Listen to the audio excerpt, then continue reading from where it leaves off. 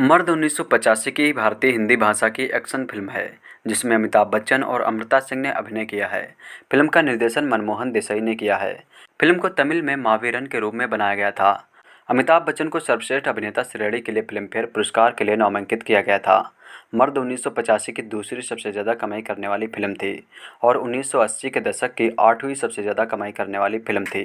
इसके अलावा जब मुद्रास्फीति के लिए समायोजित किया गया तो मर्द दिवाली उत्सव के दौरान रिलीज होने वाली सबसे अधिक कमाई करने वाली फिल्मों में से एक है। इस फिल्म को डायरेक्ट किया था मनमोहन देसाई ने। इसके लेखक थे इंदर राज आनंद, पुष्पाराज आनंद, सोहेल डॉन, अनिल नागराथ, प्रयागराज, के शुक्ला। इसको प्रोड्यूस किया था मनमोहन देसाई। अनिल नागराथ जो कि को प्रोड्यूसर थे, पमी वर्मा भी को प्रोड्यूसर थे। इसमें स्टारिंग थे अमिताभ बच्चन, अमृता सिंह, निरूपा रॉय, लारा दत्त, तारा सिंह, प्रेम चोपड़ा। इसमें सिनेमेटोग्राफी थी पीटर पेरेर की। इसको एडिट किया था राजू कपाड़िया और मंगल मिस्त्री ने। इसमें म्यूजिक दिया था अनु मलिक ने। मूवी रिलीज हुई थी 8 नवंबर 1985 को। 159 मिनट की फिल्म है। भारत में हिंदी भाषा में रिलीज हुई थी और इसका कुल बॉक्स ऑफिस कलेक्शन रहा था 160 मिलियन। मर्द मूवी भारत से शुरू होती है। यह 20वीं सदी की शुरुआत है जब भारत ब्रिटिश साम्राज्य का हिस्सा बना हुआ है। उद्घाटन के क्रम में ब्रिटिश सैनिकों के एक समूह को एक भारतीय किले को लूटते हुए और इंग्लैंड के हवाई मार्ग से उसका धन लेते हुए दिखाया गया है।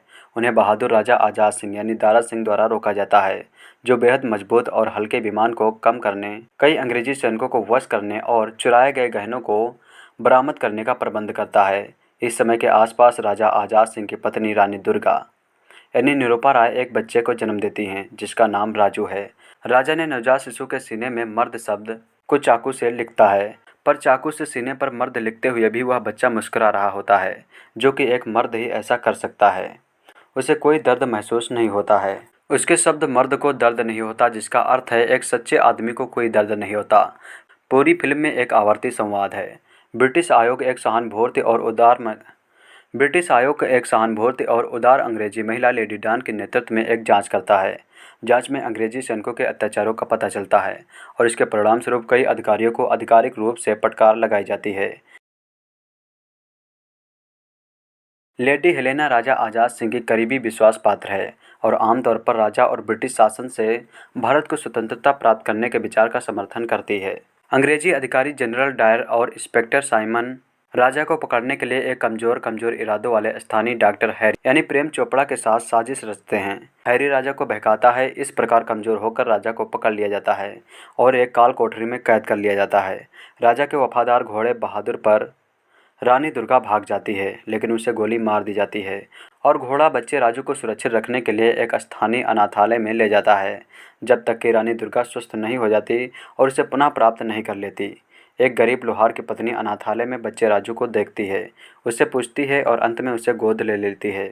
अब रानी दुर्गा लौटती है तो अपने बच्चे को चला गया देखकर चौंक जाती है। दरिद्र रानी दुर्गा अंततः धोबी बन जाती है। गद्दार हैरी को राजा के कब्जे में उसके हिस्से के लिए शहर का महापौर नियुक्त किया गया है। प्यार करने वाले लोहार और उसकी पत्नी के देख रेख में राजू बड़ा होकर एक मजबूत युवा बन जाता है। उसके दिन का काम तांगा चलाना है। एक दिन वह एक अभिमानी और दमनकारी युवती से मिलता है जो एक बूढ़ी औरत के ऊपर अपनी कार चलाती है। राजू पीछा करता है, युवती को रोकता है और उसे बुढ़िया से माफ़ी मांगने के लिए मजबूर करता है। युवती उच्च जन्म की है और उसका अंगरक्षक जाय बिस्को राजू को संलग्न करता है, लेकिन राजू उसे आसानी से दूर कर देता है। युवती रूबी निकली जो मेयर हैरी की बेटी है। रूबी माफ़ी मांगती है, लेकिन वह राजू के कठोर रूप और स्पष्टवादिता से मंत्रमुग्ध हो जाती है। उसने शुरू में अपनी स्वतंत्रता को बनाए रखने के लिए उसके अग्रिमों को अस्वीकार कर लिया, लेकिन वह अंततः प्यार में पड़ जाती है, उसका दिल बदल देती है और उसे अपने जन्मदिन की पार्टी में आमंत्रित करती है। हैरी और जनरल डायर सत्ता के लिए अपनी अथक खोज जारी रखते हैं। उसका पहला काम हैरी की हवेली के सामने की बस्ती को ध्वस्त करना है। राजू ने बस्ती वासियों को तोड़फोड़ करने वाले दल का विरोध करने और हैरी की हवेली पर धरना देने के लिए रैलियां की। हैरी राजू को गिरफ्तार कर लेता है और लेडी हेलेना के घटना स्थल पर पहुंचने पर उसे मार डालने वाला होता है। लेडी हेलेना ने विध्वंस को रोक दिया क्योंकि दस्तावेजों की कमी थी। हैरी को फटकार लगाई और राजू को रिहा कर दिया गया। हैरी राजू को खरीदने की कोशिश करता है, लेकिन राजू शराब के मामले को बंद कर देता है, उसे आग लगा देता है और कालिक का इस्तेमाल हैरी के चेहरे को काला करने के लिए करता है। यह निश्चित रूप से काला धन है क्योंकि यह काला धन जलाता है, वह देखता है। एक निराश हैरी उसे गोली मारने की कोशिश करता है, लेकिन रूबी हस्तक्षेप करती है। तांगा वाले के लिए अपने प्यार का इजहार करती है और उसे पूरी तरह से अस्वीकार करने की धमकी देती है। राजू के निराश सेठ राजू को वश में करने या विचलित करने में असमर्थ हैं। फिल्म जनरल डायर के बेटे डैनी का परिचय देती है और अपने पिता और अपने साथियों की तरह ही भ्रष्ट, चालक और लालची है। डैनी जनरल डायर और मेयर हैरी के बाहरी रूप को स्वच्छ, प्रभुत्वशाली और जागीरदार जीवन के तहत नापाक अभिनय चलाता है। ऐसे 3 ऑपरेशन है। सबसे पहले एक गुप्त रक्त शिविर है। बस्ती के निवासी जो कमजोर, वृद्ध या अन्यथा अयोग्य हैं, उनका गुप्त रूप से अपहरण कर लिया जाता है और उनका खून अनैच्छिक रूप से ब्रिटिश युद्ध अभियानों को कहीं और आपूर्ति करने के लिए निकाला जाता है।